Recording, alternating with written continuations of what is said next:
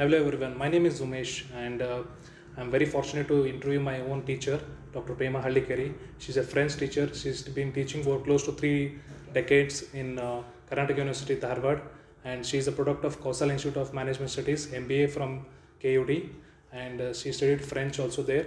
Today we are going to learn which are the words which have been used in print media regularly. Ma'am, over to you. Okay, thanks so much for having introduced me.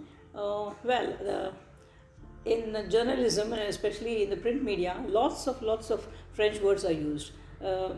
Basically, because the French language as such is very rich and very meaningful, and the words and the terms that are used, they convey the meaning in a very appropriate and rich manner. So that is what I believe is why the French words are used very commonly in the print media. And now I would like to touch upon a few examples where these are the words and terms which are used very commonly. Like for example, you must have heard of Deja vu.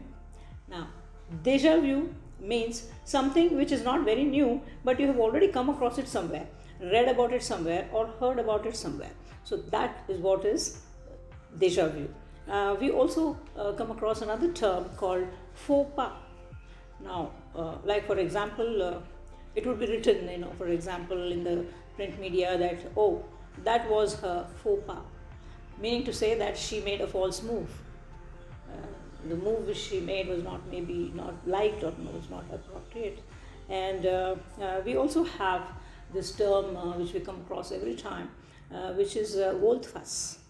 Volte-face is something which comes to somebody in a very shocking way and in a more unexpected way. So it was a volte-face for her. This is a term which sometimes maybe, for example, if it is a write-up on the elections and all your journalistic survey and all says that, okay, this person A is going to win the elections, but suddenly that person doesn't win the elections. So it comes to the person as volte-face. There is this Kudeta is yet another term, especially when it comes to politics and governance.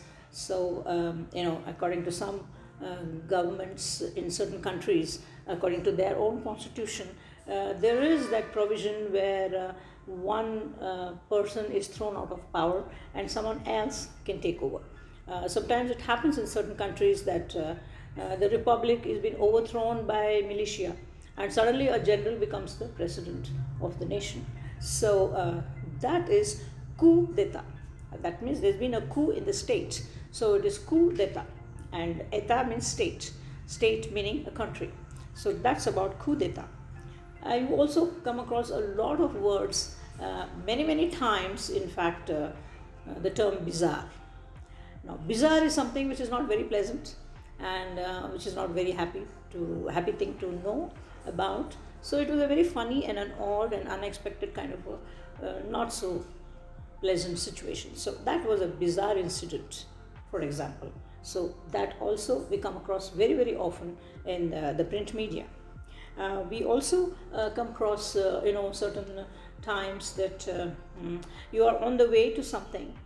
You are on a voyage, on a journey, or on a tour, and you need to stop for some time, maybe to fill up petrol or to go and take a bite of some food or something to eat, maybe in an inn or a hotel. So then you say, as we were traveling, en route, we stopped over. Okay. So en route is what you say in English, which is a French term, which means that en route. We say en route, which is commonly pronounced as en route, which is a French term. And then you say, okay, these are the things which are not very new. This is something of the Passe, you say. Now, Passe is something which is of the past. So, it is Passe in French, that term. And you also very commonly come across this word called dossier. Okay. In French, it is dossier. Dossier meaning documents, a collection of documents, all piled up or put together. So that is dossier.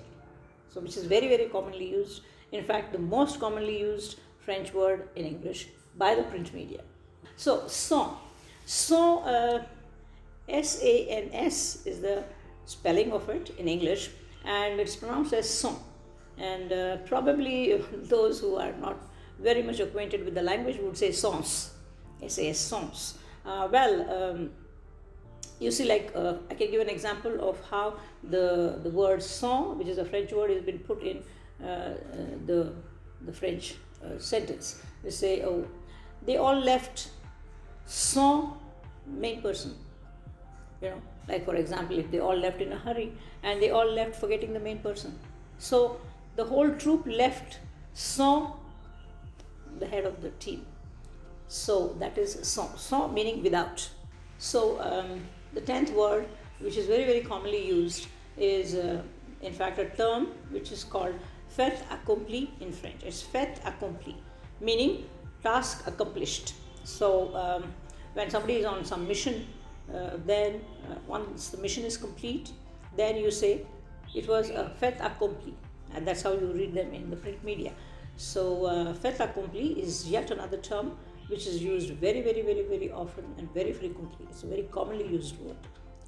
So that's about it. Guys, you just learned 10 words and which are very used in commonly in all the English newspapers in India. And if you want to learn, please let me know so that I can do more videos on this. And thank you for watching. Thank you for your time, ma'am. Thank you, Umesh. And we'll see you in the next video. Bye-bye.